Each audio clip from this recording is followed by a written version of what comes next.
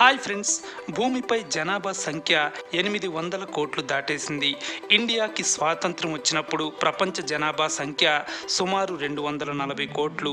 ఏళ్లు గడిచే కొద్దీ పాపులేషన్ పెరుగుతుంటే భూముల ధరలు విపరీతంగా పెరిగిపోతున్నాయి.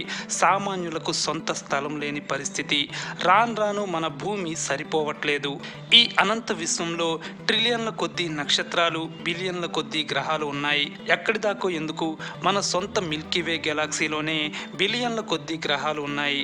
మరి వాటిలో భూమి లాంటి మరో గ్రహం లేదా? ఉంటే అది ఎక్కడ ఉంది, ఎలా ఉంది అని అన్వేషిస్తున్న నాసా శాస్త్రవేత్తలకు నేను ఉన్నాను అంటూ ఓ భారీ గ్రహం ఊరిస్తోంది. అది మన గురుగ్రహం కంటే 7 రెట్లు పెద్దది. ఆ గ్రహం ఉపరితలాన్ని భూమిపై ఉన్న జనాభాకి పంచితే ఒక్కొక్కరికి లక్షల ఎకరాలు రావచ్చు. ఇంకా చెప్పాలంటే సుమారుగా ఒక్కొక్కరికి 67 లక్షల ఎకరాలు రావచ్చు. ఇది తెలంగాణ రాష్ట్రంలోని సుమారు 4వ వంతు విస్తీర్ణానికి సమానం, లేదా ఆంధ్రప్రదేశ్లో 5వ వంతు విస్తీర్ణానికి సమానం. ఏ గ్రహంపై అయినా జీవం ఉండాలంటే ఆ గ్రహం మరీ చల్లగా, మరీ వేడిగా ఉండకూడదు. మన సోలార్ సిస్టంలో బుధ, శుక్ర గ్రహాలు సూర్యుడికి చాలా దగ్గరగా ఉంటాయి. అందువల్ల వాటిపై జీవం లేదని భావిస్తున్నారు. అలాగే యురేనస్, నెప్ట్యూన్ సూర్యుడికి చాలా దూరంగా ఉండి అతి చల్లగా ఉన్నాయి.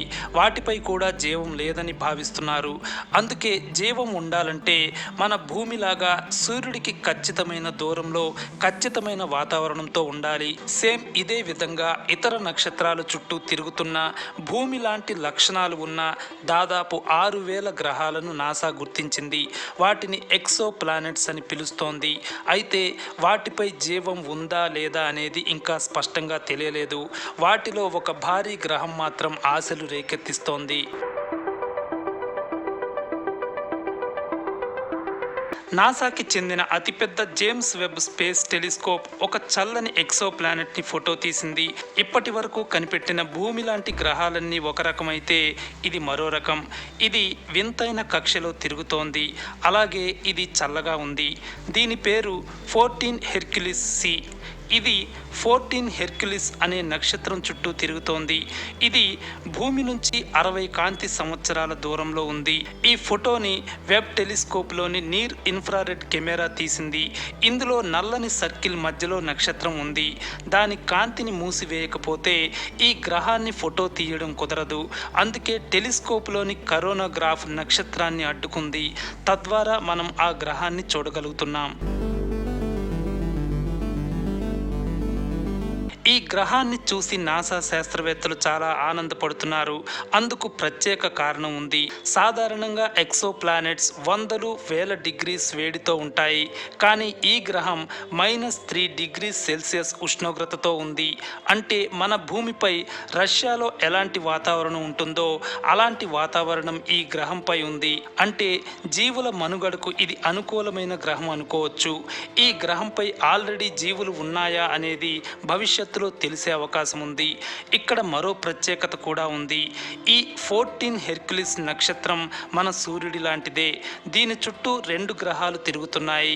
కానీ ఇవి మన సౌర కుటుంబంలోని గ్రహాలలాగా డిస్క్ ఆకారంలో కాకుండా ఎక్స్ ఆకారంలోని కక్షలో తిరుగుతున్నాయి. 2 గ్రహాల కక్షలు ఒకదానికొకటి 40 డిగ్రీస్ కోణంలో ఉన్నాయి. ఇలాంటి విచిత్రమైన వ్యవస్థలో ఎక్సో ప్లానెట్ను ఫోటో తీయటం ఇదే మొదటిసారి.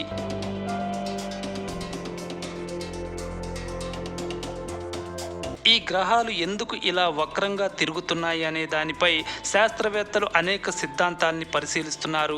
ఒక సిద్ధాంతం ప్రకారం ఈ వ్యవస్థ ఏర్పడిన తొలి నాళ్లలో 3వ గ్రహం ఉండి అది బలవంతంగా బయటకు పోవటం వల్ల ఈ గ్రహాల కక్షలు వక్రంగా మారి ఉండవచ్చు. 14 హెర్క్యులిస్ సి గ్రహం తన నక్షత్రం నుంచి సుమారు 225 కోట్ల కిలోమీటర్ల దూరంలో తిరుగుతోంది. ఇది మన సౌర వ్యవస్థలో శని, యురేనస్ మధ్య మధ్య దూరంతో సమానం. ఈ గ్రహ వాతావరణంలో కార్బన్ డయాక్సైడ్, కార్బన్ మోనాక్సైడ్ ఉన్నాయి. ఇవి సాధారణంగా మీథేన్ ఉన్న చోట కనిపిస్తాయి. ఈ గ్రహంపై మీథేన్ ఉందా లేదా అనేది ఫ్యూచర్లో తెలిసే అవకాశం ఉంది. సాధారణంగా కొన్ని రకాల సూక్ష్మజీవులు మీథేన్ని ఉత్పత్తి చేస్తాయి. అయితే సూక్ష్మజీవులు లేకపోయినా మీథేన్ ఉండొచ్చు. అందువల్ల మీథేన్ అన్వేషణ కీలకంగా మారనుంది. మొత్తంగా ఈ గ్రహం నాసా సైంటిస్టులతో పాటు ప్రపంచ ఖగోళ ఔత్సాహికులను కూడా ఆకర్షిస్తోంది. మీకు ఏమనిపిస్తోంది? ఆ గ్రహంపైకి వెళ్ళాలనిపిస్తోందా? కామెంట్స్లో చెప్పండి. నెక్స్ట్ మరో ఇంట్రెస్టింగ్ టాపిక్తో వచ్చేస్తాను. Take care. బాయ్.